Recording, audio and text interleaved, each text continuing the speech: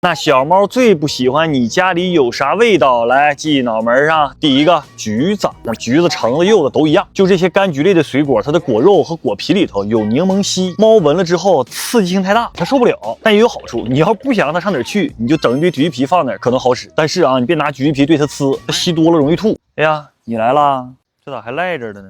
第二个，辣味儿，所有辛辣的味儿，那猫闻了对鼻腔刺激都大。你别说猫了，你也受不了啊。那洋葱、大蒜、辣椒，还有炒菜的油烟，你一搁厨房切洋葱、炒个菜都呛直淌眼泪。你别说那猫了，它搁外头也能闻着，也打喷嚏。所以你做饭啊，就把厨房门关好，油烟机打开，还有那葱姜蒜啊，千万别让小猫吃了，它吃了容易溶血。第三个，薄荷，薄荷里面的薄荷醇不光刺激小猫呼吸道，对它的神经系统还有毒性呢。你像这些口喷啥的，小猫入口的东西，你都额外强调不含薄荷，所以有薄荷成分的东西离你家猫远点，什么风油精啊、薄荷油啊都不行。第四个，各种清洁剂啊，什么八四、地露、漂白剂，就这些刺激的化学味会损伤小猫的呼吸道黏膜，甚至万一误舔了还容易中毒。所以你家里头要用这些东西消杀的时候啊，你给猫隔另一个屋，消杀完拖完地，拿清水再拖一遍啊，你整干净了再给猫放出来。但是啊，你最少少用这些玩意儿。你说你家里又没有病毒，猫都健康，你消杀的是啥呢？你不没苦硬吃吗？你说啥呀？你来讲两句啊，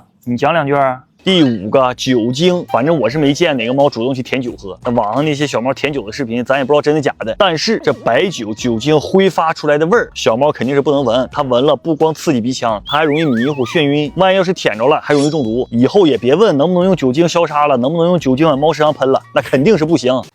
是不是不行？第六个，蚊香啊，什么点的蚊香、电蚊香，什么那个花露水，所有的驱蚊产品里，它都有菊酯，它没有菊酯驱不了蚊子呀。这些菊酯小猫吸进去之后，它代谢不了，最后细菌越来越多，它就中毒。你养猫的家庭，夏天驱蚊，你就买驱蚊灯，这物理办法好用还安全。第七个，二手烟，就你哭哭抽烟，那烟囱里冒出来的气儿，那不是普通空气，那都是小颗粒，吸到鼻子里呛挺，那小猫也打喷嚏，还可能刺激它眼睛流眼泪啊，导致泪很重。所以你养猫家里就别整的烟雾缭绕的，你上一边抽去。再一个，抽完之后的烟屁股一定收好了，那小猫要是翻垃圾桶翻过来吃了，那也中毒。第八个，香水香薰，就是猫的嗅觉是咱人的几十倍，你闻着香的东西，那猫闻了都是几十倍的刺激，更何况那有些香味你自己闻了都头疼，更别说猫了。你家里老喷香水老点香薰的，那小猫就容易打喷嚏，你还找不着原因，这是为何？第九个，猫砂盆的臭味。有那猫啊，搁家里乱拉乱尿，它就是因为盆里味儿不好，它不爱去。猫有洁癖，你铲的不及时，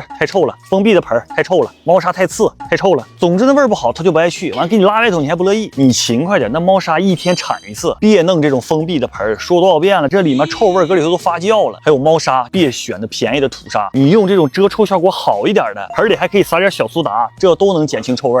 记脑门上。